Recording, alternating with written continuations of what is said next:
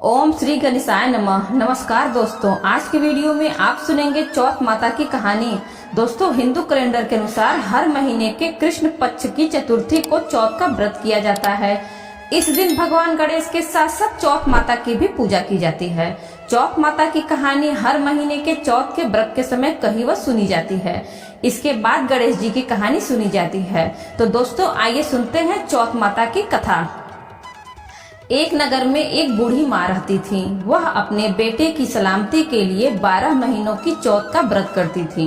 हर चौथ को पंसारी से थोड़ा सा गुड़ और घी लाकर 4 लड्डू बनाती, एक बेटे को देती, एक से पूजा करती, एक हथकार के लिए निकालती और एक चांद उगने पर खुद खा लेती थी। एक बार उसका बेटा ताई से मिलने गया। ताई ने बैसाख चौथ का व्रत रखा था। ताई से पूछा, माँ तो 12 चौथ रखती है। ताई बोली, तेरी माँ तेरी कमाई के तरमाल खाने के लिए 12 चौथ करती है। तू परदेश जाए तो वह एक भी चौथ न करेगी। लड़के को लगा कि ताई सच कह रही है। घर आकर माँ से कहा कि मैं परदेश जा रहा हूँ, यहाँ तू मेरी कमाई खाने पीने में ही उड़ा देती है। माँ ने समझाकर रोकना चाहा, पर बेटा नहीं माना। माँ ने उसे साथ ले जाने के लिए चौथ माता के आंखें दिए और कहा, मुसीबत में ये आंखें तेरी मदद करेंगी। वह आंखें को लेकर रवाना हो गया। घूमते हुए एक नगर में पहुंचा। उसने देखा कि एक बूढ़ी माँ रोती जा रही थी और पुआ बनाते जा रही थी। उसने कारण पूछा तो बूढ़ी माँ ने कहा, बेटा, इस नगर की पहाड़ी पर एक दैत्य रहता है। पहले वह नगर में आकर कई लोगों को खाने के लिए मार देता था। अब राजा हर घर से एक आदमी दैत्य के पास भेजता है और आज मेरे बेटे की बारी है, इसलिए रो रही हूँ और उसी के लिए पुए बना रही हूँ। वह बोला, तू पुए मुझे खिला दे, तेरे बेटे की जगह मैं चला जाता हूँ।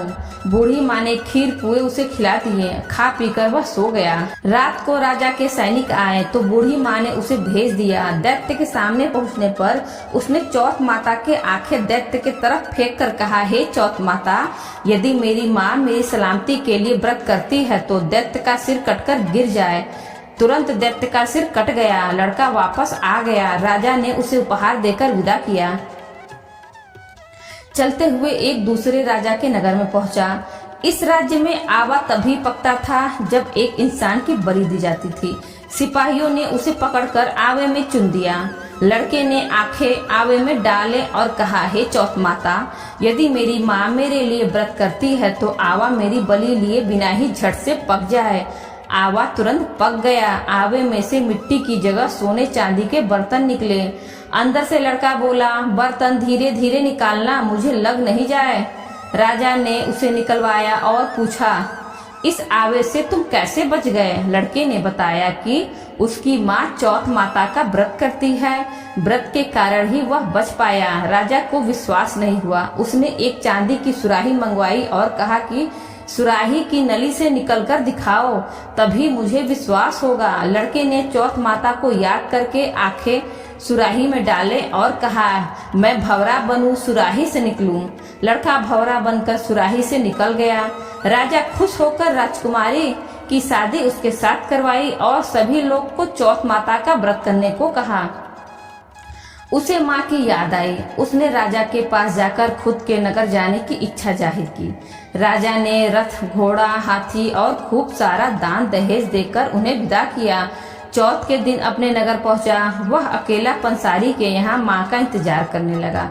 सोचा, चौथ है तो माँ यहाँ जरूर आएगी। थोड़ी देर बाद लकड़ी टेकती हुई माँ आती दिखी।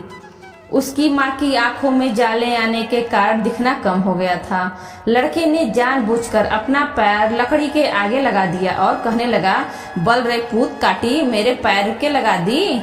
माँ ने उसे नहीं पहचाना। कहने लगी, भैया, मुझे चाहे कितनी गाली निकालो पर मेरे बेटे को कुछ मत कहना। बेटा माँ के चरणों में गिर पड़ा और कहा, मैं तेरा ही बेटा हूँ, मुझे माफ कर दो।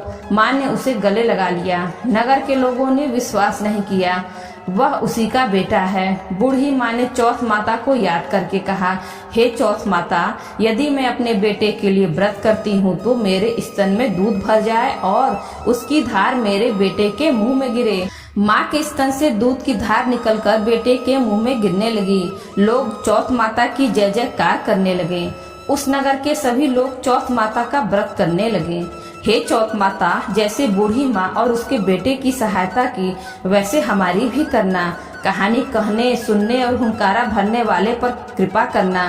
बोलो चौथ माता की जय। दोस्तों, वीडियो अच्छी लगी हो तो वीडियो को लाइक करें और ज्यादा से ज्यादा अपने मित्रों के साथ शेयर करें और बेल आइकन दबाना ना भूलें, जिससे आगे आने वाले वीडियो की नोटिफिकेशन आपको सबसे पहले मिल सके। और इसी तरह के वीडियो देखने के लिए हमारे चैनल हिंदी कहानी नई पुरानी को सब्सक्राइब करें। धन्यवाद।